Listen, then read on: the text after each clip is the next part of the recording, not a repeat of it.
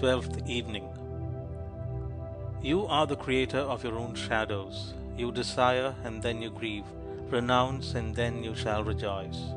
Of all the beautiful truths pertaining to the soul, none is more gladdening or fruitful of divine promise and confidence than this, that man is the master of thought, the molder of character, and the maker and shaper of character, environment, and destiny.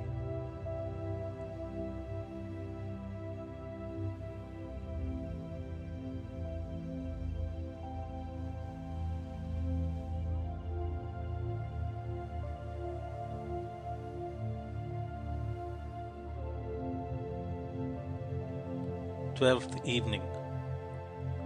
You are the creator of your own shadows. You desire and then you grieve, renounce and then you shall rejoice. Of all the beautiful truths pertaining to the soul, none is more gladdening or fruitful of divine promise and confidence than this, that man is the master of thought, the molder of character, and the maker and shaper of character, environment, and destiny.